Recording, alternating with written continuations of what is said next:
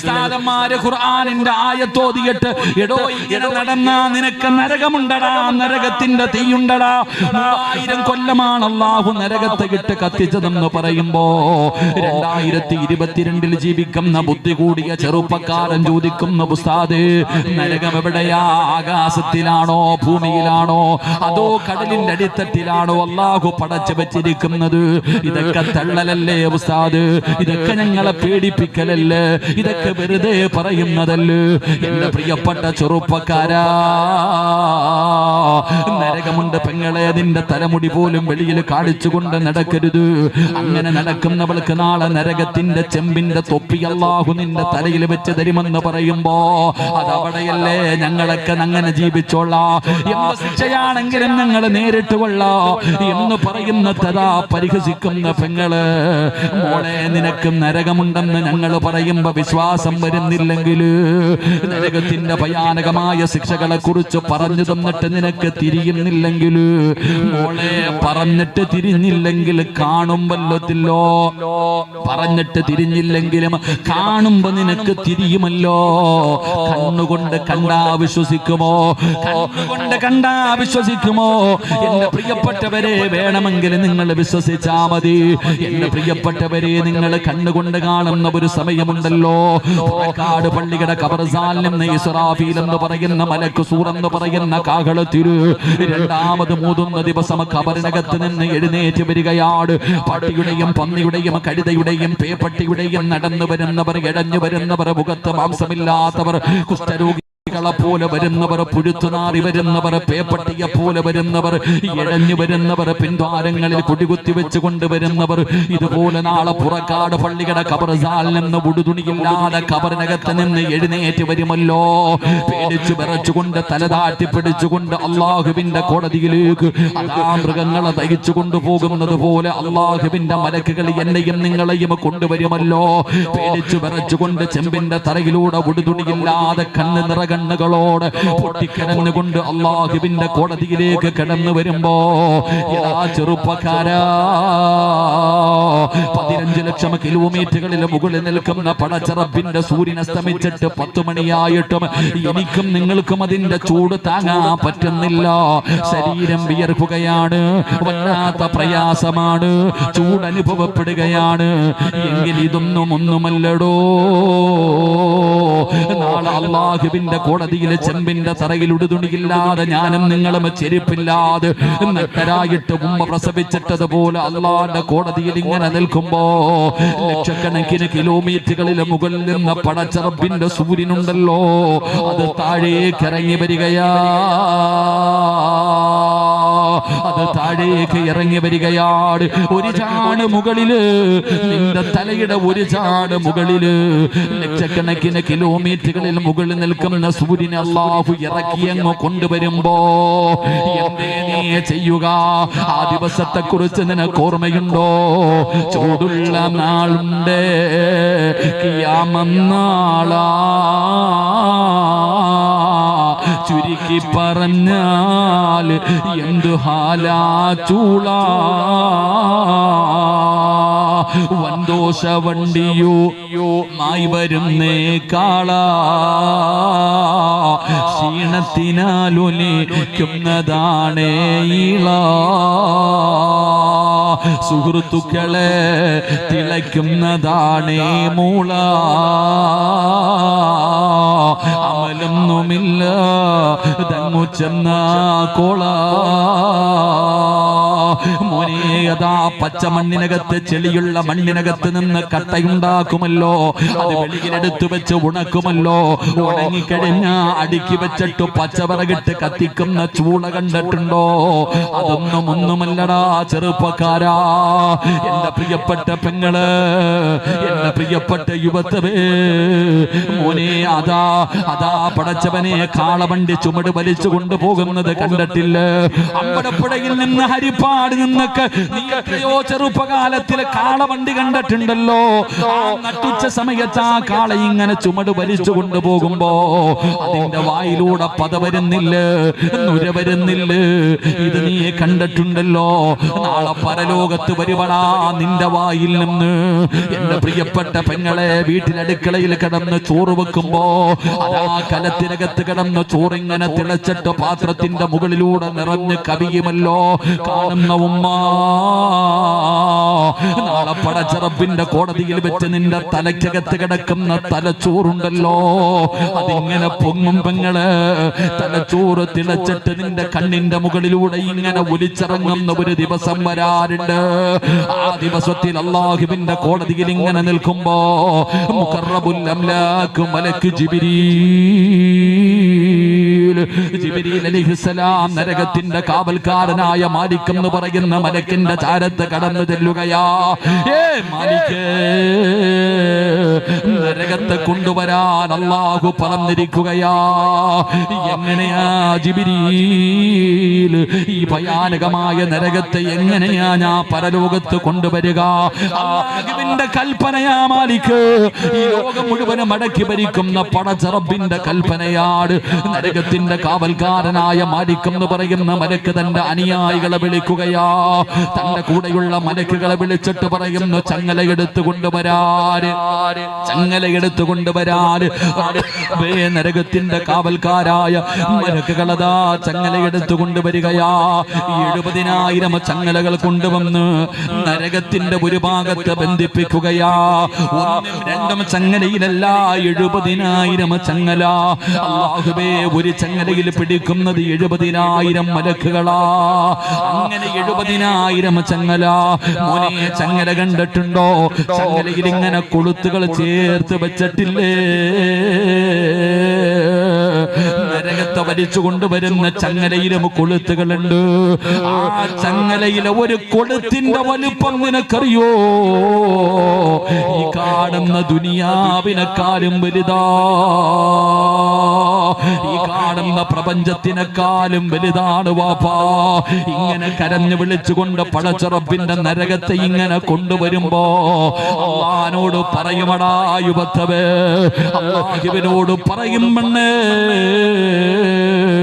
ഇല്ലെന്ന് പറഞ്ഞ് നെളിഞ്ഞു നടന്നവര്, അല്ലാഹുവിന്റെ ഖുർആനിനെ പരിഹസിച്ചവര്, ഇതൊക്കെ പുച്ഛിച്ചു തള്ളിയവര്, നാളെ അല്ലാഹുവിന്റെ കോടതിയിൽ ഈ നരകത്തെ ഇങ്ങനെ കൊണ്ടുവരുമടോ. വൈദാ റാത്തഹും മിൻ മകാനിൻ ബഈദ്.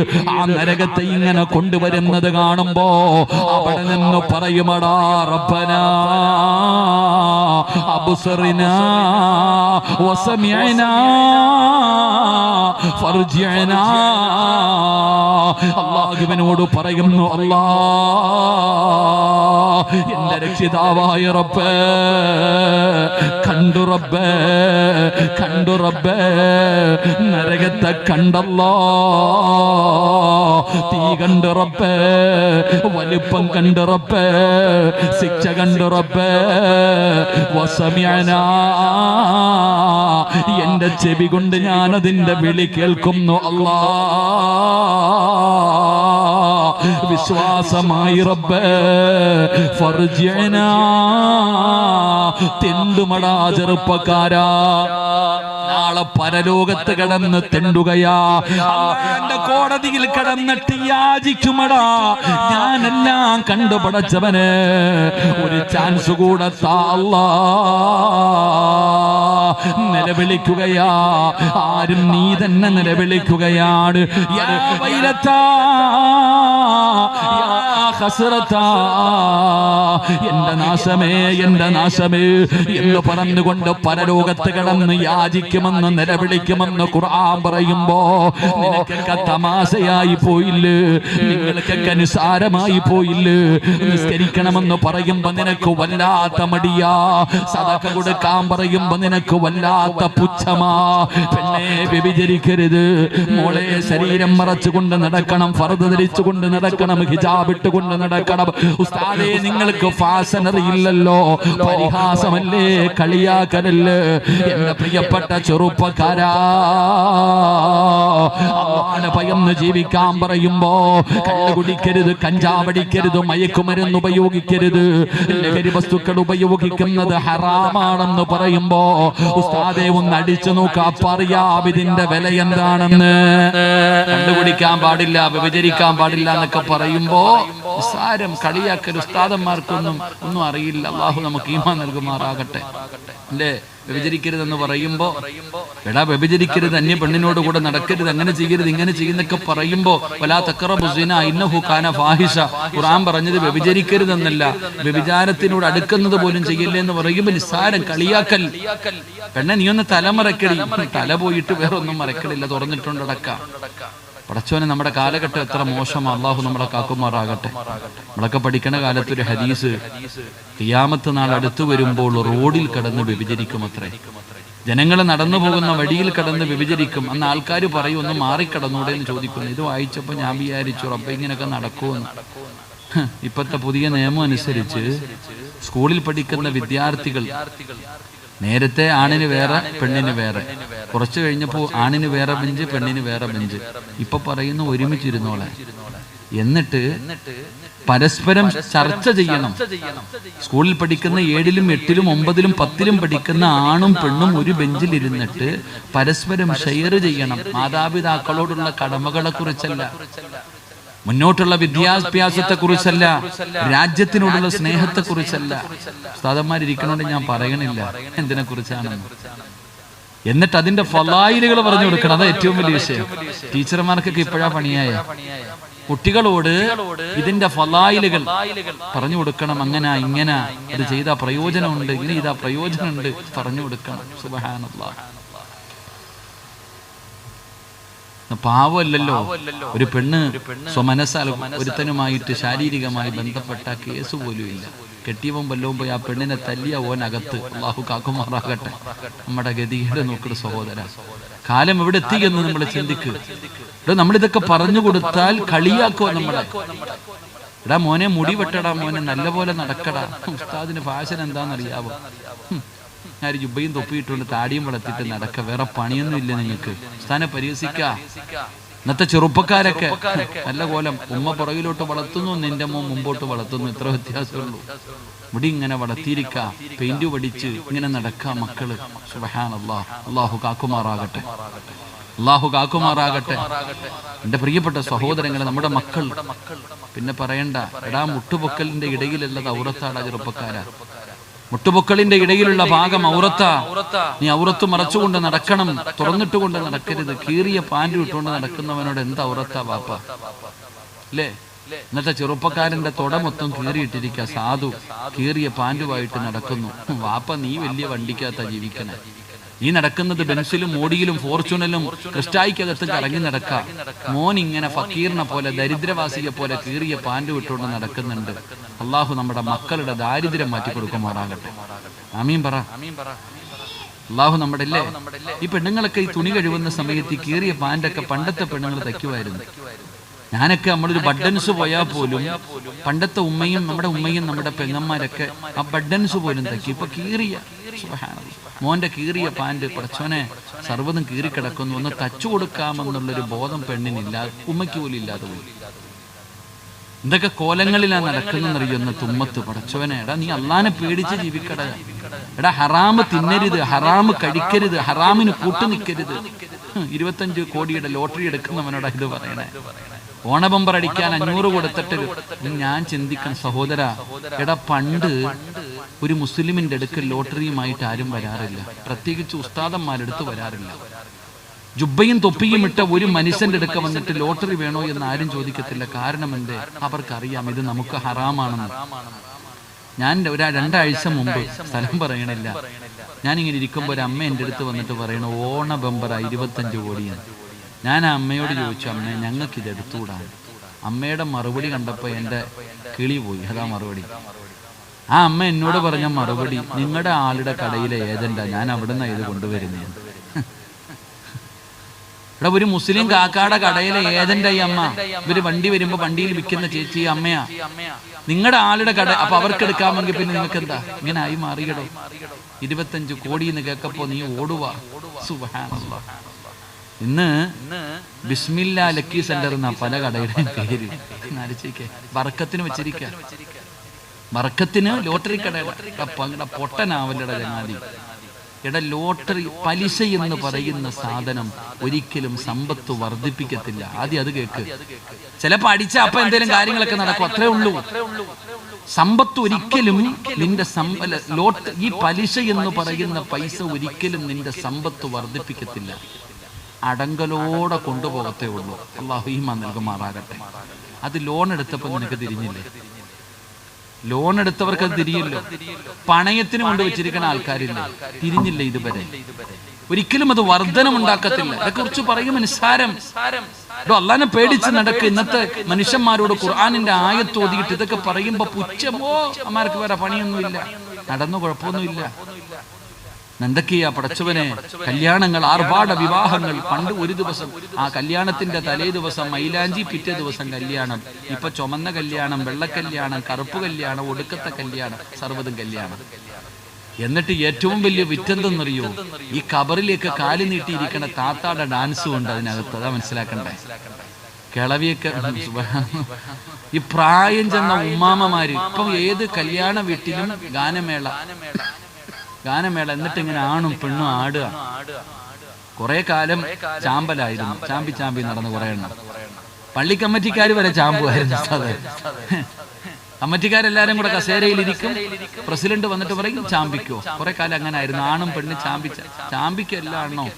നിന്നേക്കാ അള്ള എടുത്തിട്ട് ചാമ്പെന്നൊരു ദിവസം വരാനുണ്ട്, ഓർത്തു വെച്ചോ. അല്ലാഹു ഈമാൻ നൽകുമാറാകട്ടെ. അള്ളാടെ ചാമ്പലൊന്നും നിങ്ങൾ കണ്ടിട്ടില്ലല്ലോ. പടച്ച റബ്ബ് പറയാ, അള്ളാനെ കുറിച്ച് നിങ്ങൾ അറിഞ്ഞിട്ട് എന്തു വേണമെങ്കിലും കാണിച്ചോ, ഒരു പ്രശ്നമില്ല. നിനക്ക് ഇഷ്ടമുള്ളത് തിന്നാം, ഇഷ്ടമുള്ളത് കുടിക്കാം. നിനക്കതിനുള്ള സ്വാതന്ത്ര്യം അള്ള തന്നിട്ടുണ്ടല്ലോ. ഇന്നാ ഹദൈനാഹു സബീല ഇമ്മാ ശാക്കിറൻ വ ഇമ്മാ കഫൂറ. അള്ള പറഞ്ഞുടാ, ഈ കാണുന്ന വഴി കൂടെ പോയാൽ നിസ്കരിക്കണം, ഖുർആൻ ഓതണം, നോമ്പ് പിടിക്കണം. ഞാൻ പറയുന്നത് പോലെ നീ ജീവിച്ചാ നിനക്ക് സ്വർഗത്തിൽ പോകാം. ഈ കാണുന്ന വഴി കൂടെ പോയാൽ എന്തു തോന്നിവാസവും കാണിക്കാം. ഒരുത്തരും നിന്നോട് ചോദിക്കാൻ വരില്ല. പക്ഷേ ഇതിന്റെ അവസാനം നീ സൂക്ഷിക്കണം. എന്നിട്ട് അള്ളാഹു പറയുന്നുണ്ട്, ഇത് രണ്ടും നിനക്ക് തെരഞ്ഞെടുക്കാനുള്ള സ്വാതന്ത്ര്യമുണ്ട്. തെരഞ്ഞെടുത്തോ, എന്തു വേണമെങ്കിലും ചെയ്തോ. തലയിൽ കയറി ഇരിക്കണോ, ഉടുതുണിയില്ല നടക്കണോ, എന്തു വേണമെങ്കിലും ചെയ്തോ. പക്ഷെ അള്ള പറയുകയാ, ഖുർആനിലെ ഒരായത്ത് റബ്ബ് പറയുന്നുണ്ട്, നീ ഓർത്തു വെച്ചോ. എടാ, ഏതൊക്കെ ആയത്ത് മറന്നുപോയാലും വാപ്പയോടും പറയുന്നു, ഉമ്മയോടും പറയുന്നു, അള്ളാഹുവിന്റെ ഖുർആനിലെ ഏതായത്ത് മറന്നാലും ഈ ആയത്ത് മറക്കരുത്. ഇത് അള്ളാഹുടെ ഭീഷണിയാണ്. ഇത് അള്ളാഹു നമ്മൾ പറഞ്ഞു തരുന്ന ഒരു വലിയ മുന്നറിയിപ്പാ. അള്ളാഹു പറയുകയാണ്, ഏതായത്തെന്നറിയുമോ? ഏത് മറന്നാലും കള്ളു കുടിക്കുന്നവനും വ്യഭിചരിക്കുന്നവനും. പടച്ചവനെ, ഓണമൊക്കെ വരിക, ഇനി തുടങ്ങാൻ പോകുകയാണ്. ആഘോഷങ്ങളുടെ ദിനങ്ങൾ കടന്നു വരുമ്പോ അള്ളാഹുവിന്റെ ദീനിന്റെ നിയമങ്ങളും ശിആറുകളും ഒക്കെ ഞാനും നിങ്ങളും മറക്കാൻ തുടങ്ങുമ്പോ, എടോ, എന്ത് വേണമെങ്കിലും ചെയ്തോ, എന്ത് വേണമെങ്കിലും കാണിച്ചോ. അള്ളാഹുവിന്റെ പരിശുദ്ധമായ ഖുർആനിന്റെ ഒരായത്ത് ഞാൻ പറഞ്ഞു തരാ. അല്ലാഹുവിന്റെ പ്രവാചകന്റെ സ്വഹാബത്ത് ഒരു യുദ്ധത്തിന് പോവുകയാണ്. യുദ്ധത്തിന് കടന്നു പോകുമ്പോ ഒരു ചെറുപ്പക്കാരനായ സ്വഹാബിയുണ്ടല്ലോ. ഒരു ചെറുപ്പക്കാരന് സുന്ദരിയായ പെണ്ണിനെ കണ്ടപ്പോൾ അവളോട് പ്രണയം തോന്നുകയാ. ഒരു സുന്ദരിയായ പെണ്ണിനോട് പ്രണയം തോന്നി. അവസാനം ആ ചെറുപ്പക്കാരൻ പെണ്ണിനോട് പ്രേമം പറയാൻ പോകുമ്പോ സ്വഹാബത്ത് പറഞ്ഞു, വേണ്ട മോനെ, നീ യുദ്ധത്തിന് വന്നതാണ്, ആവശ്യമില്ലാത്ത പണിക്ക് നിൽക്കരുത്. ആര് പറഞ്ഞിട്ടും കേൾക്കാതെ ആ ചെറുപ്പക്കാരൻ പ്രണയം തലയ്ക്ക് പിടിച്ചപ്പോ സുന്ദരിയായ പെണ്ണിന്റെ ചാരത്ത് ചെന്ന് തന്റെ മോഹം പറയുകയാണ്. ആ ജൂത പെണ്ണ് പറയുകയാ, നീ നിന്റെ മതം കളഞ്ഞിട്ട് എന്റെ മതത്തിൽ വന്നാൽ നമുക്കൊരുമിച്ച് ജീവിക്കാൻ സമ്മതിക്കുകയാ. ആര് പറഞ്ഞിട്ടും കേൾക്കാതെ ചെറുപ്പക്കാരനെ പടന്നു മതം മാറി, പെണ്ണ് കെട്ടി സുഖജീവിതം തുടങ്ങി. യുദ്ധം പോലും പരാജയപ്പെട്ട് സ്വഹാബികൾ തിരിച്ചു വന്നോ. കൊല്ലങ്ങൾ കഴിഞ്ഞോ. അന്ന് യുദ്ധത്തിന് പോയ ഒരു സ്വഹാബി ആ നാട്ടിലൂടെ പോകുമ്പോ അവിടെ നിന്ന് ചിന്തിച്ചു, അല്ലാ, പണ്ട് മതം മാറി പെണ്ണ് കെട്ടിയ ഒരു കൂട്ടുകാരൻ ഈ നാട്ടിലുണ്ടല്ലോ. അവനെ കുറിച്ചും അറിയണമല്ലോ, അവനെ കുറിച്ചും അറിയണമല്ലോ. പഠിച്ചവനെ കണ്ടുപിടിക്കുകയാ. അവസാനം അവന്റെ അടുക്കൽ ചെന്നു, എല്ലാ വിശേഷങ്ങളും ചോദിച്ചു. പിരിയാ സമയമായപ്പോ അവിടുന്ന് ചോദിച്ചു, ചെറുപ്പക്കാരാ, നീ അല്ലാഹുവിന്റെ ഖുർആൻ മുഴുവനും കാണാതെ പഠിച്ച ഹാഫിളായിരുന്നല്ലോ, സാധാരണ ആളായിരുന്നില്ല. അല്ലാഹുവിന്റെ ഖുർആൻ മുഴുവനും പഠിച്ചവനായിരുന്നല്ലോ, നീ ഒരു ഹാഫിളായിരുന്നല്ലോ. എന്തെങ്കിലും നിനക്ക് ഓർമ്മയുണ്ടോ? അല്ലാഹുവിന്റെ ഖുർആനിലെ ഏതെങ്കിലും ഒരു അധ്യായം നിനക്ക് ഓർമ്മയുണ്ടോ? പൊട്ടിക്കരഞ്ഞുകൊണ്ട് പറഞ്ഞു, എല്ലാം ഞാൻ മറന്നുപോയി. 114 സൂറത്തുകളും ഞാൻ മറന്നുപോയി. പക്ഷേ ഒരായത്ത് എനിക്ക് ഓർമ്മയുണ്ട്. ഒരേ ഒരായത്ത് മാത്രമേ എനിക്ക് ഓർമ്മയുള്ളൂ. എന്റെ ചെറുപ്പക്കാരാ, നിനക്ക് ഓർമ്മ വേണമടാ. മുടി വളർത്തിക്കൊണ്ട് നടക്കുന്നവന്, കള്ളും കഞ്ചാവും അടിക്കുന്നവന്, മയക്കുമരുന്ന് ഉപയോഗിക്കുന്നവന്, അല്ലാഹുവിന്റെ ദീനിന്റെ നിയമങ്ങൾ മുഴുവനും കാറ്റിൽ പറത്തുന്നവന്, അല്ലാഹു തരുന്ന അനുഗ്രഹങ്ങൾ മുഴുവനും ഇരുകരങ്ങൾ നീട്ടി സ്വീകരിച്ചിട്ട് നന്ദിയില്ലാത്തവനെ പോലെ പടച്ചറപ്പിനെ പുറങ്കാല് കൊണ്ട് ചവിട്ടികെട്ട് നടക്കുന്ന മുസ്ലിം പണ്ട്. ആര് പറഞ്ഞാലും മഗ്‌രിബ് കഴിഞ്ഞാ എനിക്ക് സീരിയൽ കാണണം ഉസ്താദ്, എത്ര പറഞ്ഞാലും ഞാൻ മാറില്ലെന്ന് പറയുന്ന പെങ്ങള്, നീ ഏതായത്ത് മറന്നാലും ഇത് മറക്കല്ലേ. ഏതായത്തും അറിയോ? വത്തഖൂ യൗമന തുർജഊന ഫീഹി ഇലല്ലാഹ്. ഏതായത്തും മറന്നാലും മറക്കല്ലേ. ഇത് ഹൃദയത്തിൽ എഴുതി വെച്ചോ, ഇത് നീയൊക്കെ ഹൃദയത്തിൽ എഴുതി വെച്ചോ. വത്തഖൂ യൗമന തുർജഊന ഫീഹി ഇലല്ലാഹ്.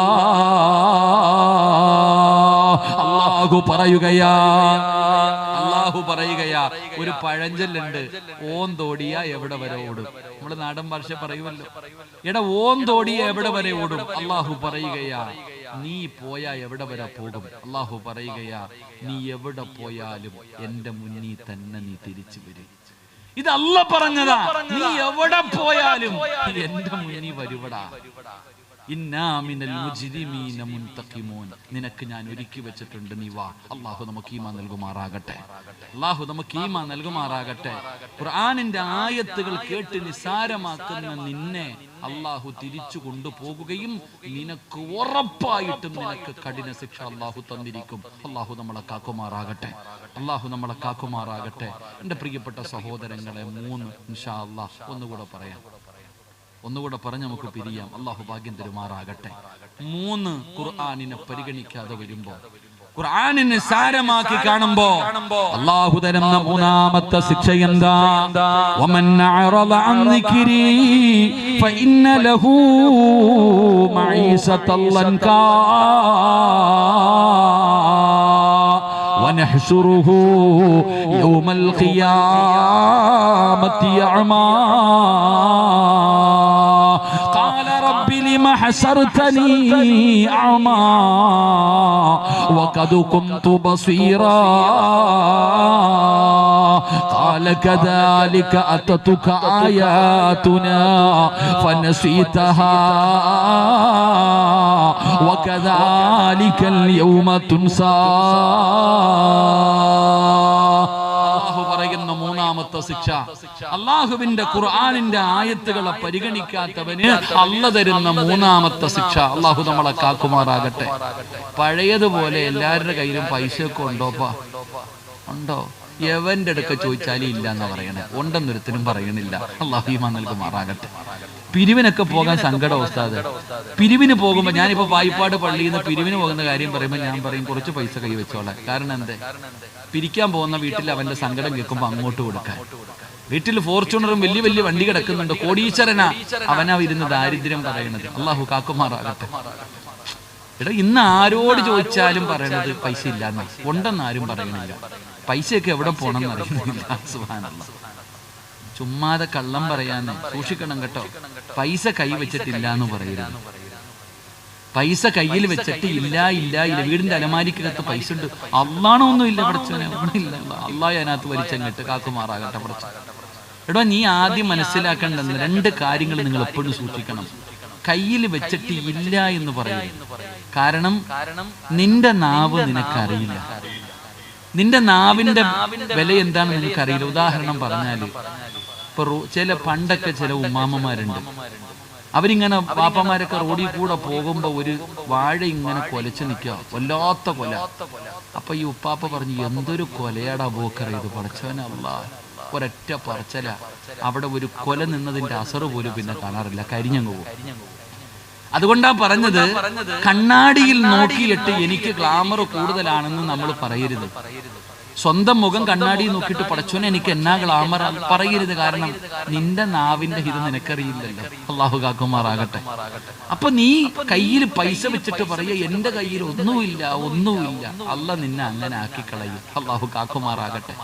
ഈ 2 എപ്പോഴും മലക്കുകൾ കൂടെ ഉണ്ടാകുന്നു. നമ്മുടെ കൂടെ എപ്പോഴും മലക്കുകൾ കൂടെയുണ്ട്. നീ നിന്റെ കയ്യിൽ ഒന്നുമില്ല എന്ന് പറയുന്ന സമയത്ത് മലക്കുകൾ എങ്ങാണ് ആമീൻ പറഞ്ഞാൽ നീ എത്തീങ്കാനയിലായി പോകും. അള്ളാഹു കാക്കുമാറാകട്ടെ.